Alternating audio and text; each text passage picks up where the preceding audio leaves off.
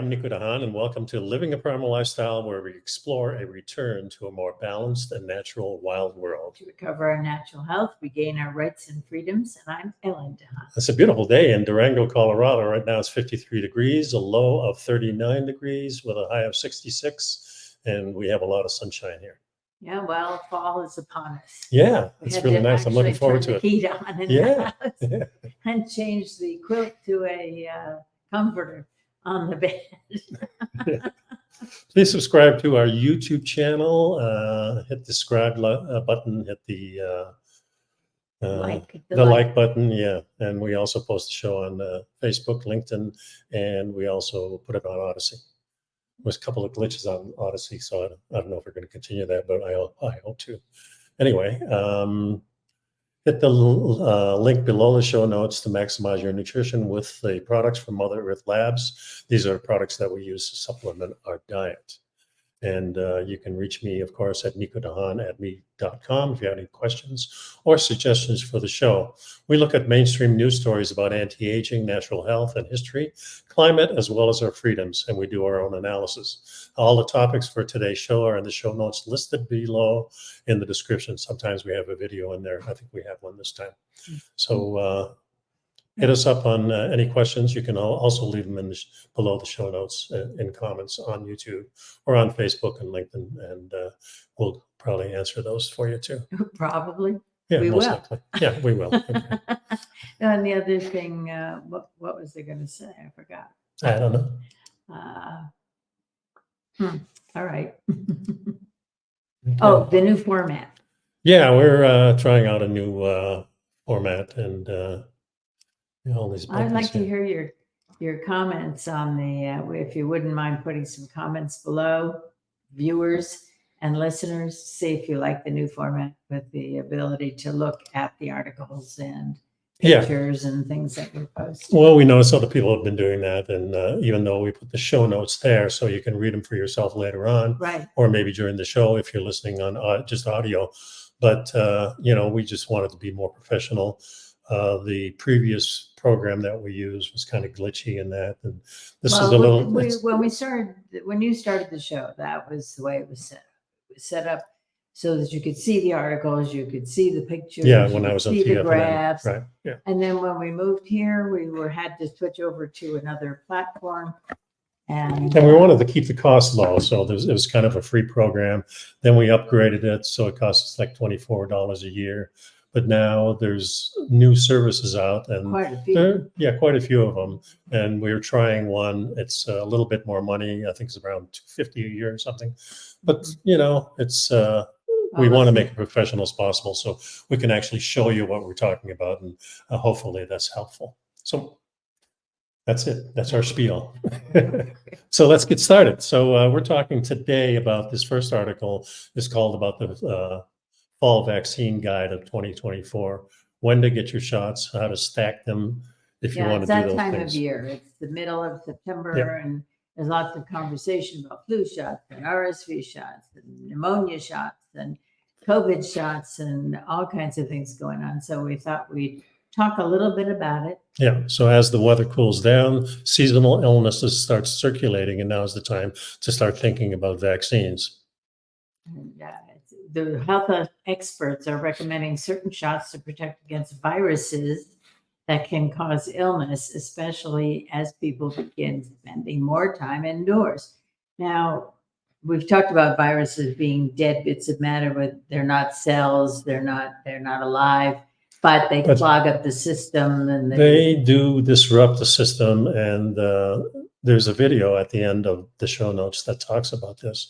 Okay. And they can be quite disruptive. But our whole contention is that most of the people in the United States are already burdened with chronic disease, maybe 1 to 3, and the average is 1 in 3. No, 1 to 3 chronic diseases at the same time. Okay. And this presents the biggest problem. So if you're healthy, most of these things like the seasonal flu, a cold, which is COVID, really. Or the coronavirus. Or coronaviruses, RSVP, or any of these viruses. RSV, sorry. These can really impact you if you're sick if you have some kind of chronic disease which now we know that most people- Comorbidity is Yeah. rampant in this, Yeah, so particularly in this country, but everywhere around. yeah, so you have to really make up your own decisions, and I think that's our real contention, is that we want you to be informed enough so you can make a good decision whether you want vaccines or not, or any other medications or not. Yeah. So we're just giving you the we're going information. on with this introduction part. It says there's Dr. Michael Chang, who is an infectious disease physician at UT Health in Houston. And he says, unfortunately, to date, respiratory virus infections such as flu and COVID-19 change enough year to year that we still need seasonal immunizations. The wider the uptake of immunizations, the greater the mitigation of the impacts of contagious infections. This brings up an interesting point. The virus changes every year. The vaccines come out before season starts. They have no idea what the virus is going to be like. Well, they have a kind of idea because it goes around the globe with the weather, and it starts most of the time, it starts in Asia or even China. And then, so they have kind of an inkling, but as they say, as it migrates across the globes, it does change. So you really don't know. So what you're doing So they're guessing. Well, the vaccine cannot be targeted for a particular strain because they don't know exactly what that strain will be like. So they're running a little behind the 8 ball here. In a sense, yeah. When they try and create the says here, strains. yeah, the flu virus changes each year, so getting vaccination annually helps to protect against the most common circulating strains and reduces the risk of severe disease, hospitalizations, and flu-related deaths across multiple age groups, says Chang.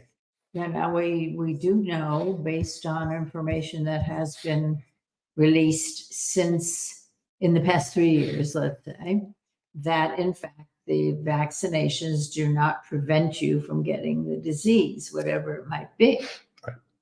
And so that's an interesting. So it doesn't prevent you from actually getting it. It may not.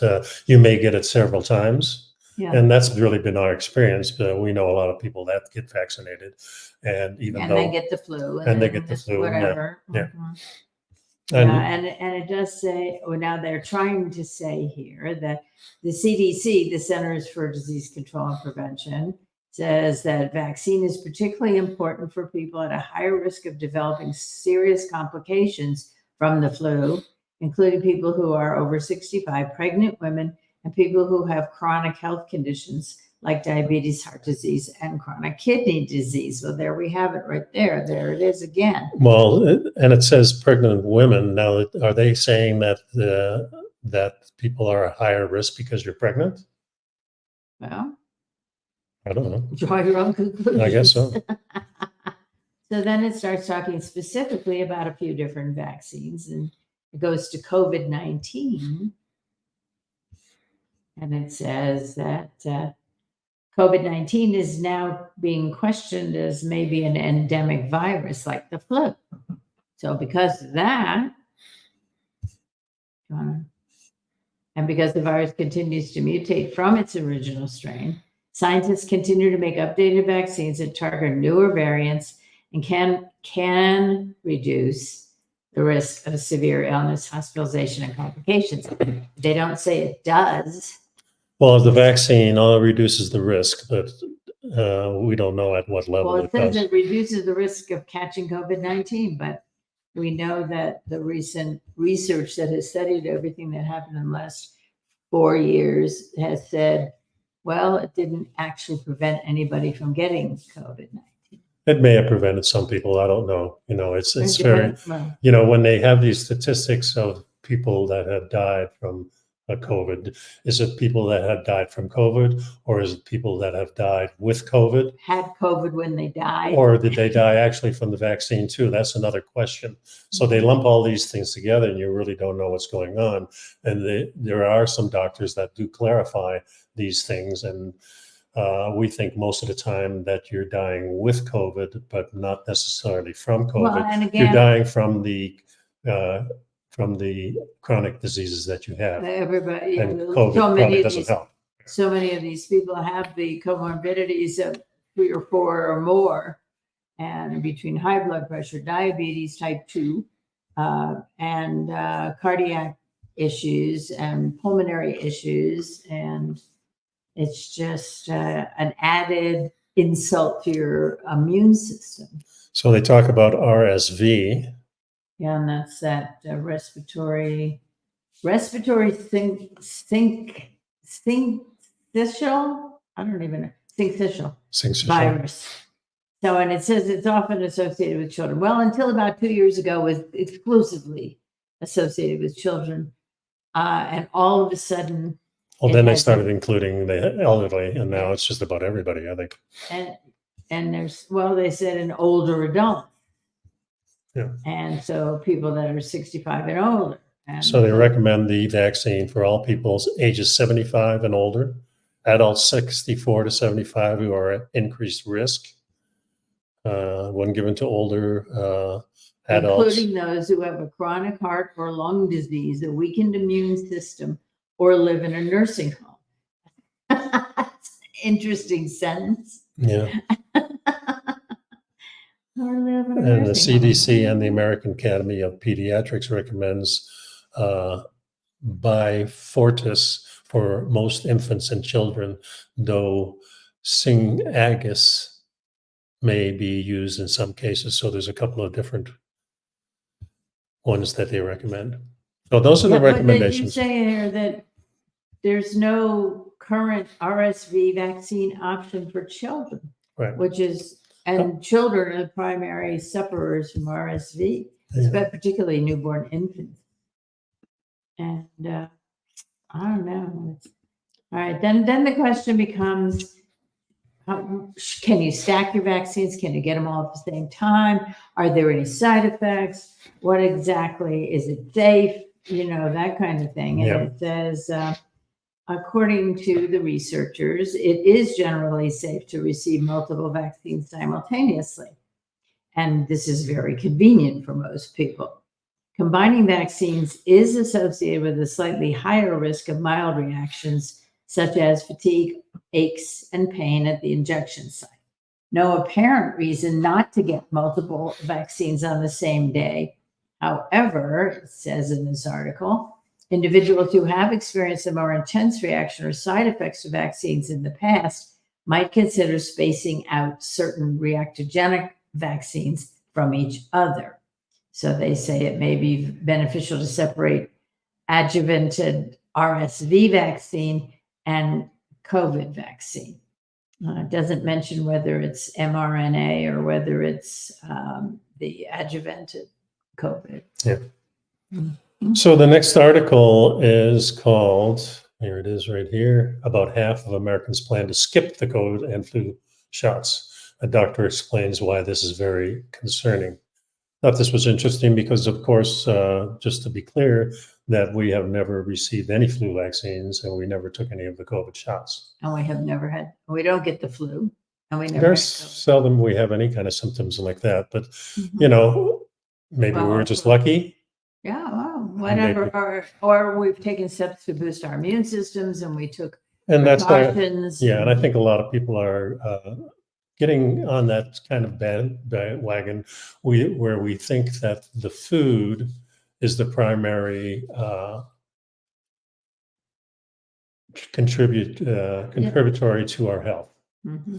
So the food, I think, is the one step. The other step would be environmental concerns, chemicals that are used in daily toxicity in our environment, water, air. Yeah, but also household things that you might be using. So we're trying to get these kind of things out, and we opt to do this instead of doing the vaccines. And more people, for whatever reason. According to a new survey from Ohio State Wexner Medical Center, less than half of Americans are planning to get COVID or flu shots this season. And Dr. Nora Colburn, who's an infectious disease doctor with Ohio State University Wexner Medical Center, said the findings are, quote, very concerning, close quote. And again, we've got this. We need a large majority of the population to get vaccinated to protect our entire community. And that's kind of like where we kind of think to ourselves, well, is that really the thing? Is because we're getting vaccinated that we're not getting the flu or any of these other A viral. lot of people we know who get flu shots every year religiously get the flu. My sister was one that always got the flu, and always some of our friends here have that same experience. They get the flu. Yeah. So And is it we because? don't.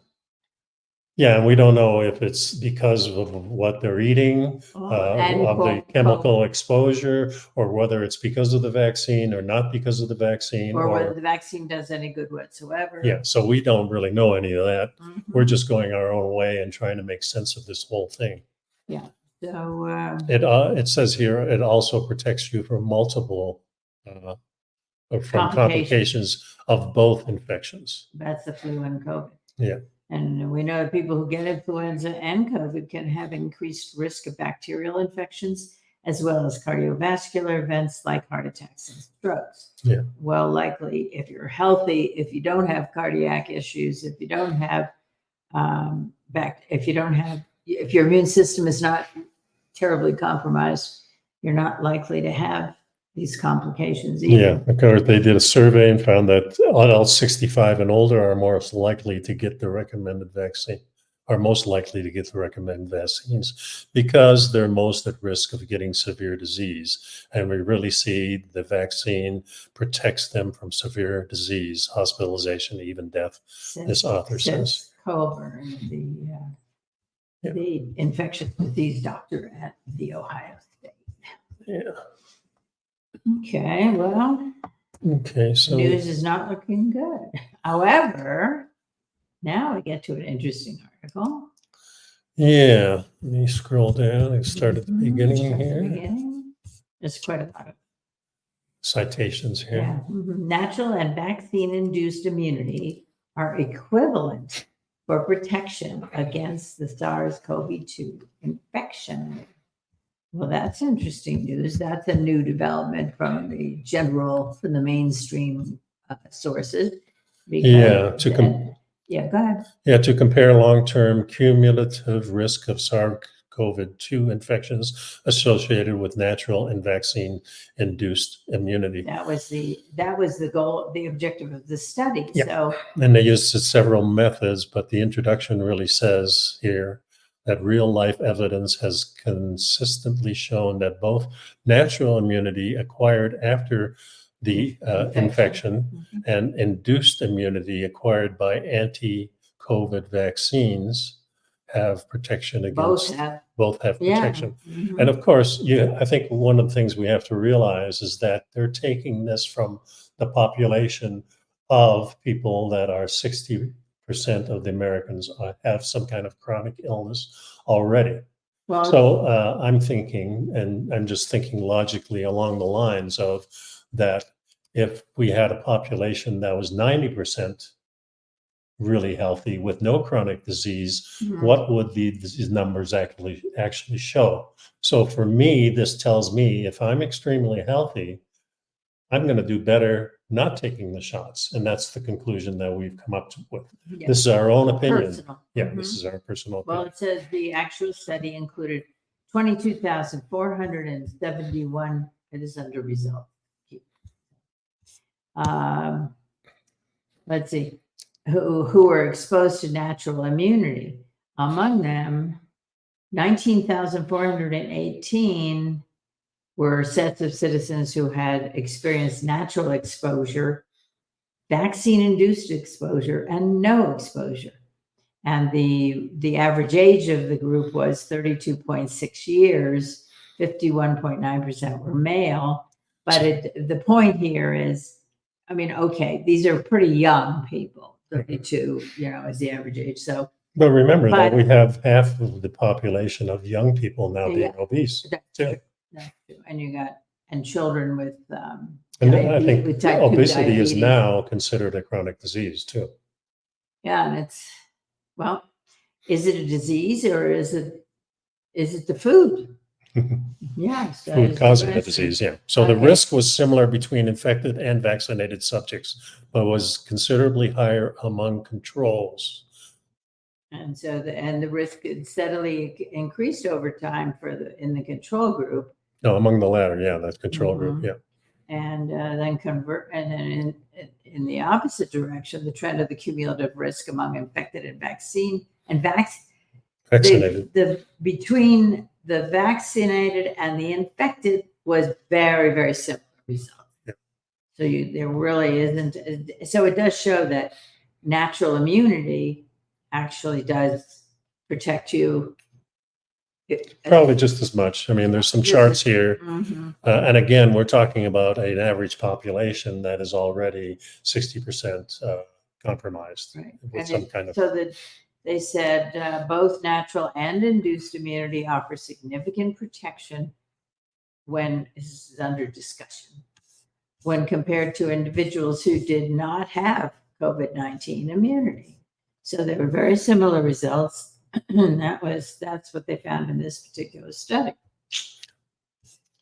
Okay, next article. Yeah, so we're going fast through these articles, which is great. Yeah. Let me come over to our screen. I'm getting used to working with screens here, folks. So be a little patient. Spend a little time looking back and forth.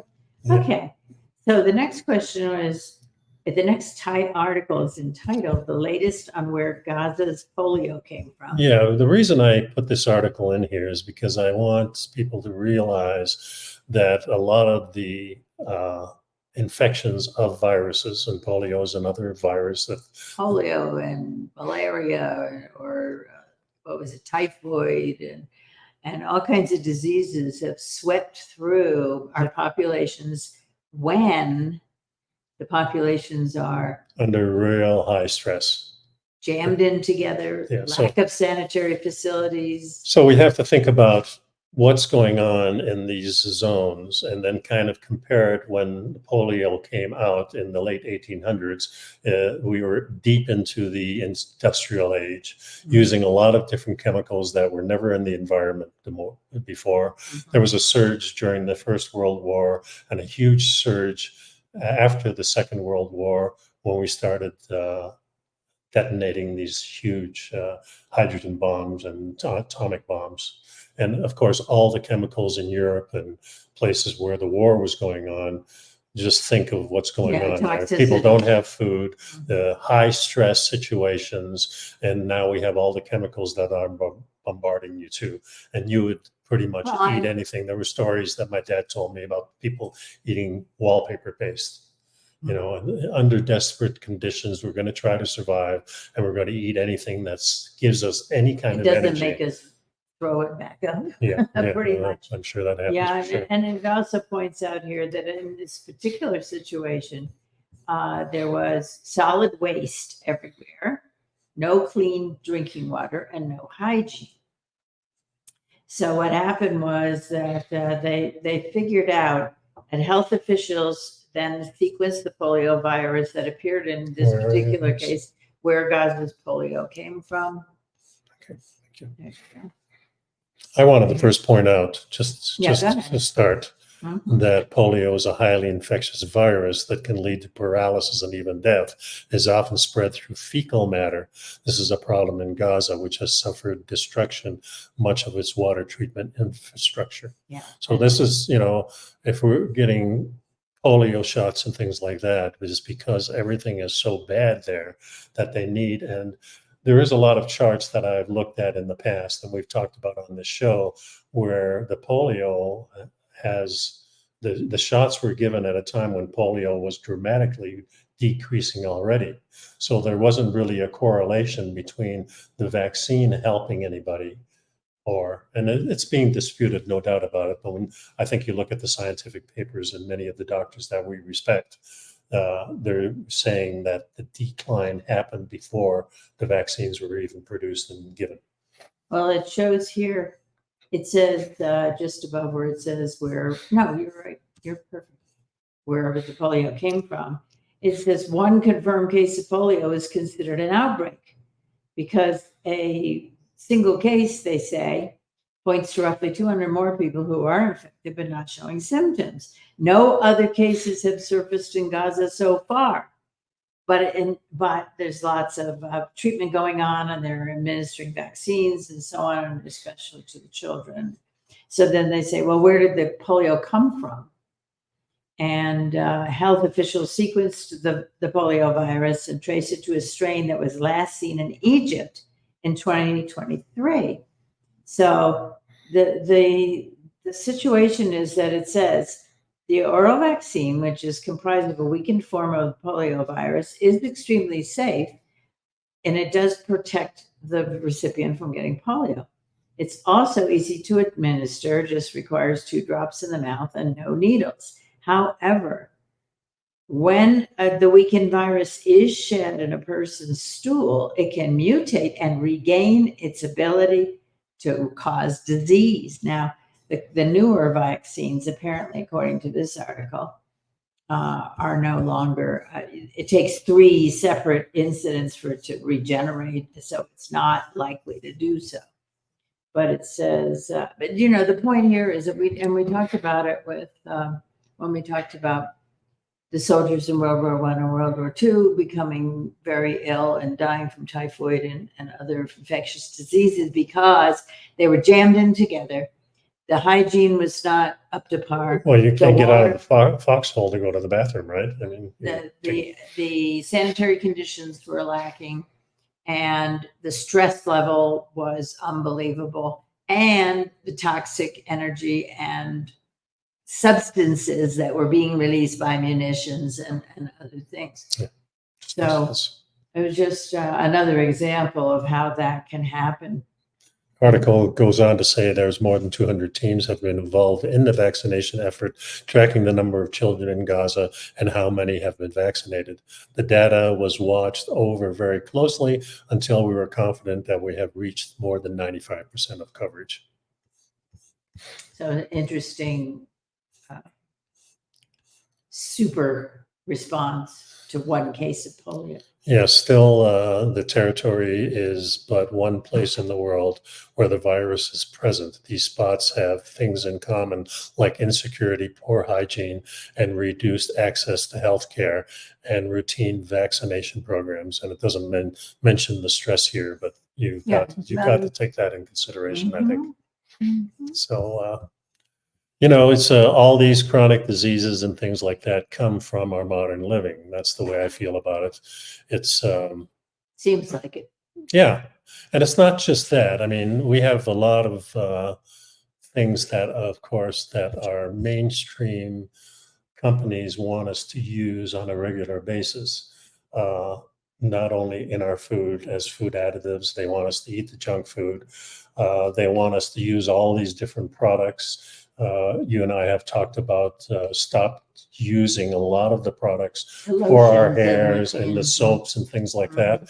And I just was in the bathroom this morning after I washed my hair and took a shower, and I'm not using any soap. I'm not using any shampoo, and haven't for, gosh, maybe 7 months or 8 months, maybe even longer than that. And I noticed my brush. Now, before, my hair was always had lots of hair in it. My brush did afterwards. Years before, it was the dandruff that was in there along with the hair. Then the dandruff kind of left because I think I was eating a lot cleaner.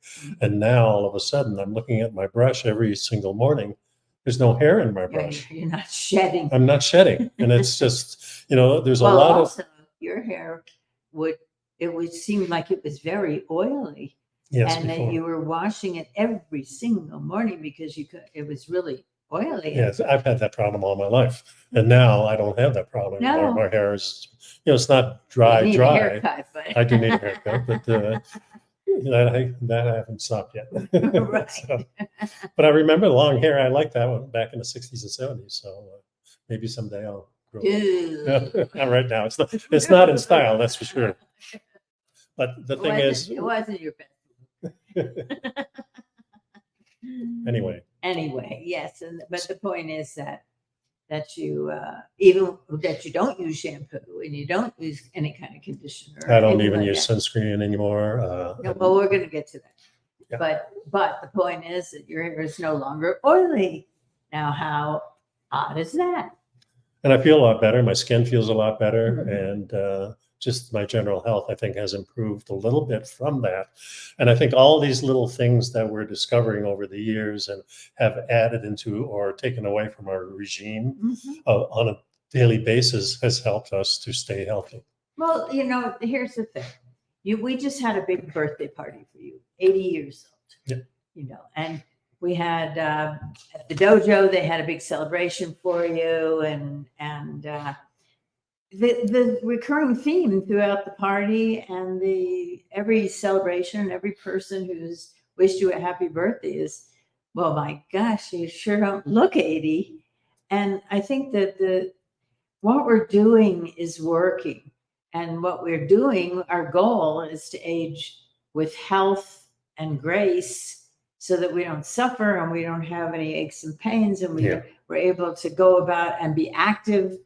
And one of the themes that is in our whole society is that you're lucky and you have good genes. And I think perhaps that's true. But I think some element.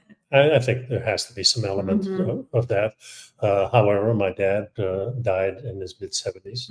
He had cancer. He had pancreatic cancer. My mother, however, lived to 91. Yeah, and the women in my family a lot of the women live well into their 90s. Yeah, and so do in my family, and a lot of the men do too.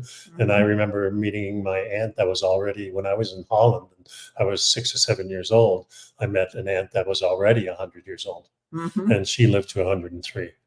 So longevity is good in the family. There's no doubt about that. And they went through wars in captivity. Right. So occupation. Yeah, occupation. So I think that has an element to it, but I think what has more element to it is at a earliest age that you can do is start thinking about what the food you're eating and how you're sleeping, how you're exercising, limiting the intake of just things being that active. damage you, and just all the way around it. And ultimately, it's not too late. It's never too late to start. I mean, you can start exercising in your 60s and 70s, and there are studies that show that you gain muscle mass and strength and so on. And I'm starting to see a whole revolution. I mean, people have talked about health for a long time, but now I'm starting to see it in the political arena now. Oh, we've been listening to a lot of speeches that are set. Now the eyes have been opened a little bit. It's not so much the leaders of the party that are doing this. These are groups of people that are gathering around one of the candidates that are talking about former candidate, but a new candidate. And they're talking about making our America healthy. Right. They're talking about eliminating pollution. They're talking about not bashing each other so much. Candidates are still doing that, but there's a group of whole people now. You can look on YouTube, and it's kind of slanted to a party that you would never think. Well, the point is that now there's our awareness being brought forward of the massive obesity in this country, the obesity among children in this country, the danger to their health, the diabetes among children, things that when we were growing up, nobody had a peanut allergy, nobody had allergies to foods, and you certainly didn't have obesity and diabetes. No, even in the 80s, early 80s, if you looked at people at the beach, they were thin. And if you look now, people at the beach, it's a whole different story. So, and one of the things our next article talks about is really using lotions. So kids are using lotions at a higher level of hormone-disrupting toxins. And a lot of the products that people use, and women use more of these personal but the men products. These days. Because it's on the news, right? I mean, it's on the mainstream news. Many people of both male and female are using products and lotions, and there's a big emphasis on sunscreen, which is a product. Yep. And so it says here, children who use more personal care products like sunscreen, lotion, soaps, and hair care items have higher levels of toxic phthalates in their bodies, new research has found. This is an article from The Guardian that came out on September 14th. And the interesting part of this is the highest levels were found in Black and Latino children. Latino. Yeah, and the reason for that is their skin is much more able to absorb these things because, I don't know why. They're more resistant to the sun. Yeah. certainly than I am coming from Northern Europe, Yeah. being very, very But white. you can still certainly get sunburn. They can certainly get sunburns, but I think they're more adaptive to the sun, and maybe that has something to do with these products too. Yeah. Well, But- the study checked more than 600 urine samples from 4 to 8-year-olds for phthalates, which are highly toxic endocrine disruptors that can alter hormone production and are linked to the reproductive, immune systems, and metabolic diseases. They are also considered developmental toxicants that impact children's behavior and learning ability. Yeah, so if we really look at what's happening to our children, we're getting a lot more allergies. We're getting a lot more puberty, early puberty. Mm-hmm. We're getting a lot more children who go through that phase of, I don't think I'm a boy or I'm a girl. Well, gender identity is an issue. Yeah, but I think that's covered, that's affected by hormones and certainly, and everybody goes through that little phase of, trying on part of identity thing, and then you up just phase through that, and your parents, oh, cool, do that for a minute, play with the doll if you want to. But I think it sort of leaves, and I remember there was a huge change from when I was a kid to now being an adult back in the 80s and 90s, and seeing the change of people with identity problems, or they don't think that they're male or female, or even being gay or lesbian, and all those things. It seems like there's a rise there. But being gay or lesbian is not, it's something that is you're born with. Okay. Perhaps. But I think it goes back centuries. Yes. Okay. So we're not talking about that. I'm talking about the increase. We're talking about the epidemic increase of gender identity dysphoria that has suddenly emerged in the last 10 years, in the last decade. And if we know that the phthalates are highly toxic endocrine disruptors that alter hormone production and cause all kinds of problems, then why has nobody put 2 and 2 together here? And that's what I'm talking about. Remember, my dad always told me that no matter what the person is or what they look like or how they act, always be kind. There's no loss in you to be kind to a person. Doesn't cost anything. Exactly. So we're just talking about observations, and my observation has been that the changes have increased dramatically during these last 30, 40, 50 years. Well, especially the last decade. No doubt about it. Yeah, so, and that's because of cumulative effect, Yeah.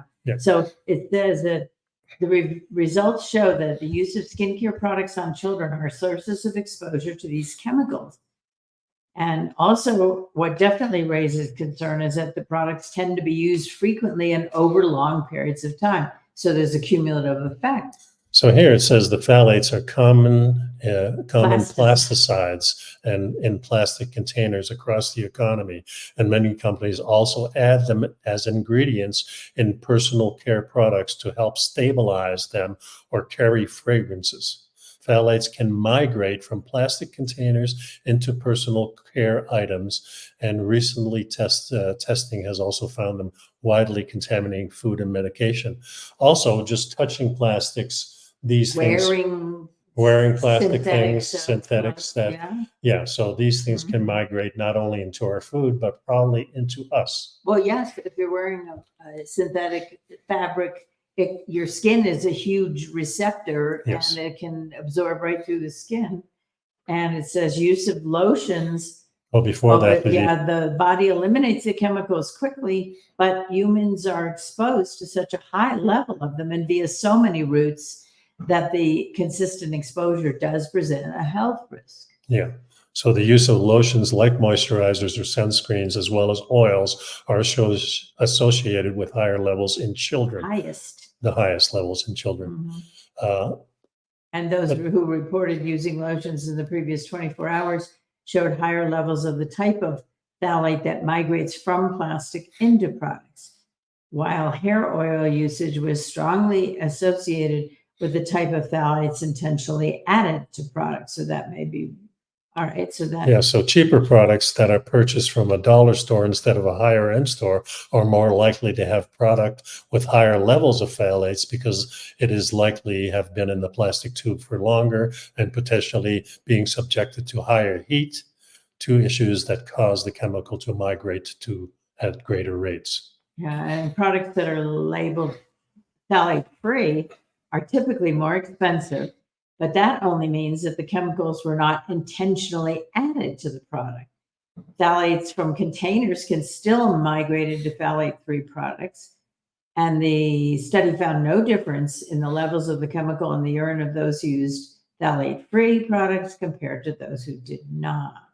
So the Food and Drug Administration allows a limited number of phthalates to be added to personal care items, but there is no monitoring or limits on the amount of the chemical that can be used in a product. Now, it's interesting because they did note that the European Union has limits on many types of phthalates in personal care items. So it seems like it is possible to make an effective product that's not contaminated with the chemicals. Recently we stopped using, we were occasionally having a plastic bottle of water to take on the road kind of thing. And I've stopped doing that. And recently, Smart Water came out with cans of water. Yeah. And we had them at the party. And boy, they disappeared so fast. Those are the only ones available. I had 3 8-packs, and Yep. they're gone. Yep. Every one of them got.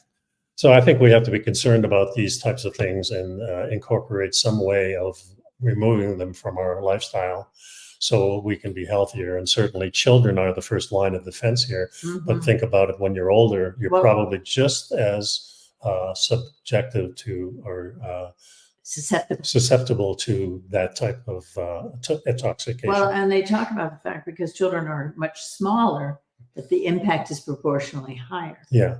So lathering on things, probably not a good idea. I think a lot of people are starting to, back in the 80s and 90s, I noticed that you had started switching to more expensive and better products for makeup to get these types of phthalates out. And moisturizing lotions. And, yeah, things like that. Mhm. But, as we grow older, I think we're using less and less. I very seldom have used any kind of lotion, sometimes some kind of treatment for maybe an ache or a pain. I'll use some kind of Tiger Balm or something like that. DHEA. Yeah. But I think we have to be aware of that. It's not just the food and it's not just the plastic bottles, but all these products that we use on our skin that people are trying to sell us. And we noticed in the mainstream channels that there's a lot, and even on YouTube, there's a lot of things about using deodorants and things like that. And if you start researching this, I think you'll find that the more plant food you eat, the more odor you have, the more animal products you use, and making sure that they're really clean, that the odor kind of goes away. And there's a lot of stories on YouTube about, hey, I don't smell anymore. I've been on carnivore diet for 6 months or something like that. So I think the people are waking up, and I think there's really a big push these days of really finding out what is making us sick. And if we look at populations in the world, the United States happen to be the sickest country in the world, and we spend the most on healthcare. And we're supposed to be the most advanced country in the world, In many ways we are, but not in that way, for sure. Yeah, it's a shame. Yeah. What is the YouTube video that you got there? Well, I think I've got one more. You skipped the best sources of protein. Yeah, that's the next one we're going to. So the last article here, well, the video that we have is talking about, and I'll just display it here real quickly. This can destroy your body, and this comes from Dr. Eric Berg, who we listen to, and he's talking about viruses on this and what a virus is, what it isn't, and how it's quite interesting. And how you can get sick from viruses, but not because they're active biological beings. Not because they're alive, certainly. It's because you're already sick. And now it's just another step. That insults your immune system. Exactly. So the last article we have here is called "The Best Sources of Protein for a Balanced Diet." And I thought we'd end up with this because the mainstream is really trying to convince us that the plant-based diet is much healthier for us. And when they skew it in a certain way, it kind of makes sense. But when you look at it deeply and understand our evolution and understand what plants are really all about, and they want to survive just as much as an animal, and an animal can run away, but a plant can't. So there's a lot of toxicity in the we had very smart ancestors that knew that the best way to use plants is as medicine on a very low level, and the other way is to ferment them and to sour them and to preserve them, start the digestive process. And get these toxins out. So this article starts with protein is really important component of a proper diet. You may be familiar with the role it plays in helping us build muscle and feeling full after a meal. And really, when they say feeling full after a meal, I think it's more the fat that makes us satisfied rather than the protein. But the protein does have a play in it because most protein, animal source protein, has about 50% fat in it, included in it. Right, and people who... So no matter how lean it is, unless you're going to like rabbits or something like that, where it's too lean. Well, in the old days when I would have a salad, it was not at all satisfying. Not unless you had some salmon on there, or chicken, or a shrimp, or whatever. Protein-rich foods provide amino acids that the body uses to build and repair tissues, power the immune system, and even help regulate hormones. All true. Right, and it says that it's not always easy to get enough protein, especially if you're trying to follow a plant-based diet. And different people need different amounts of protein depending on their gender, health status, activity level, and age. So what foods are high in proteins? Lean, and they always mention lean in here. Well, unprocessed meat. Yeah, this is about proteins. Let's just stick with protein. It's meat that's unprocessed, basically. As an obvious source of healthy protein for many people. Yeah, and then Johns Hopkins Medicine says most meats, beef, poultry, pork, and fish, all average about 7 grams of protein per ounce. And a typical portion of meat should weigh in at 3 or 4 ounces, about the size of a stack of cards. Other forms of seafood, such as crab meat, shrimp, and lobster, are right behind them at 6 grams per ounce, 6 grams of protein. Yeah. But the health benefits of these forms of protein can vary.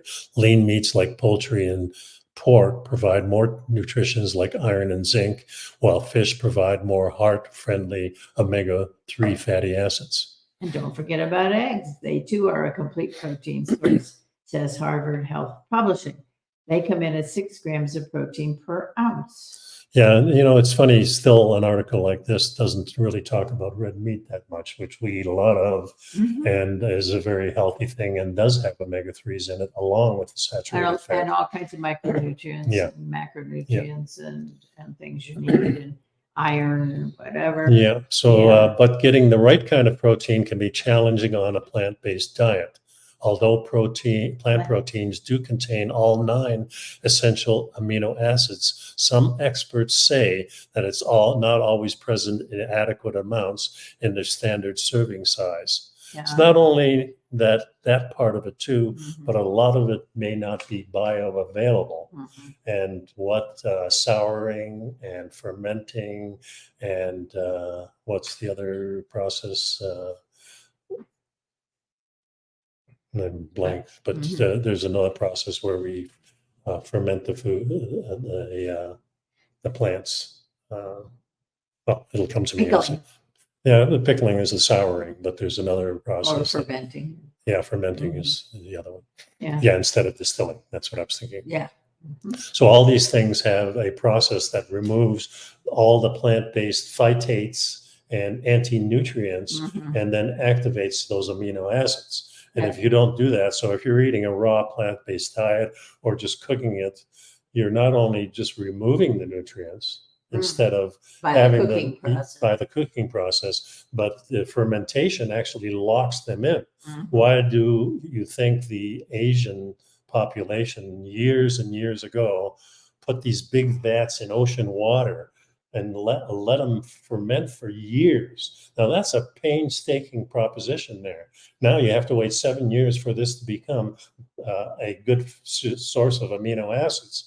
But they used it because that's the only way the plant can give you the nutrients that you need. Well, I think just backing up for a Sure. second here, we're talking about plant seeds and nuts and so on. That's a whole different thing, I think. They start out as they're growing Mhm. with toxins in The seeds in too. the seed covers. So when we're talking about So, seeds, and why is that? What are they? What's well, they that don't for? want to be eaten because They don't want to be that's how eaten. you propagate the species. Exactly. But there are a lot of nuts and things that we can eat because we can take those hard shells out. Well, yeah, Okay. the point is that if you take, let's take wheat. Okay. Well, that's the next Wheat. thing I was coming to. Wheat is another thing that we eat a lot of. And there's a lot of processing to go and take the shells out and things like that. First, But there's a lot of nutrients that are blocked in the capsule of it when even we take that hard shell off. yeah, It's not bioavailable. the way it sits in a silo for a year or two. That's another problem, right? It has contaminants in it. It has foreign material in it. We got rats running over. Who them. knows what's in it, Exactly. right? Yeah. And when it's taken out, it's not really cleaned, as it were. It's not. Well, a lot of them are cleaned with chemicals. Or cleaned with Chemicals that we talked about earlier. Mhm. Just they're not any different. Right. So there's a big problem with the seed industry, not only with the seeds that we use a lot of the seeds just for oils. Mhm. And that's and- a problem. Yeah, and that was never used 100 years ago. Those were used for lubrication, Mhm. and now we're eating them, which is not a good idea. Well, plus, why is it not a good idea? Because they become rancid very shortly after their process. Yeah, and you see them in the lighter bottles, even olive oil. You have them in the darker bottle, sealed up really well, Mhm. and even those can become rancid once you open them. So, once you open these seed oils, they have to be used rather quickly over a 30, 60-day period. Otherwise, they become rancid too. So olive oil that's sitting in your cupboard for 2 years Yeah. probably isn't that good for you. It's Or probably it's not going to be as beneficial as not one as would beneficial. be led to believe. Yeah. Well, let's go on here. Alrighty. Why variety is best when it comes to protein? And well, variety is the spice of life in a sense. However, I think the American Indians and a lot of Native people do seasonally. In other words, the buffalo came roaming around at a certain time of year, and that's what you ate. The deer came around a certain time of year, and that's what you ate. And there was certainly a certain amount of plants that came around at different parts of the year. You had some spring fruits, you had some fall fruits, and to make them palatable for you and preserve them for you, you had to take them through some kind of process. So you could eat them in the winter. Yeah. So, and the meats we did that too. Yeah. So, I mean, we ate as much of the meat and stuff that we wanted at the time that we killed the animal, but we wanted some for the winter too. So, but I think the point here is also that they say that everything works together. Mhm. So you want to balance things. You want to don't rely on just one source. And so it says nutrition is safe. You get plenty of protein, but skimp on other sources of nutrition. Your body will burn the protein instead of putting it to work, doing repairing your body and so on. And this is why it's important to get protein from a part of a broader mix. And I think we do that pretty well. Mm-hmm. So the last thing was that link to the show or to the video. And that you already talked. Yeah, I already talked about it. Viruses. I think it's a good idea to watch it. It's interesting. Yeah, and it's science. It's a scientific story that's expressed in plain English, and it's pretty simple to follow. Yeah. Yeah. All right. Well, that's our show for today. We're heading over to the Observer Cannon Ranch, City near Penrose, Penrose. outside of Colorado Springs. Yeah, in the mountains, about 6,000 feet there. We have a camp that's called Observer Ranch from Suspicious Observers, who we've been friends with for about 10 years now. They're a group of people that talk about the cycle Space of weather. space weather, but the cycle of destruction of climate The catastrophe. 12,000 year. Yeah, that seems to be happening at about 12,000 years, and how to properly prepare for that, because all the signs point that the poles are shifting and the weather is changing, and Magnetic pole. fields are changing. Yeah. And So, climate will, listen to Suspicious Observers and get some education on that. I think it's always good to be prepared. We're not saying this is going to happen soon, right. but the signs do seem to point But it that in helps. our lifetime, it probably well, it could also helps you to understand that if there's an X flare that came off the sun, that it's going to affect electronics in a couple of days, and it's going to affect our bodies because there's some magnetism involved and some plasma energy involved, and so you may feel weird, or you may feel depressed or upset or out of wellness. It's just good to be educated in all different ways, and you can kind of make up your mind. There's a Founders Weekend, and the ranch just opened, and you're speaking, and I'm speaking about controlling chaos. And there's a lot of chaos in our world today, so Yeah, controlling that is probably a good. Talking about idea. Fear and change. Yeah. So I'm looking forward to that. I very much enjoy covering. So you observers out there, we'll see you at the ranch, and we'll be back next week probably, and get another topic going. So we appreciate you sticking around, and thank you very much. Be well.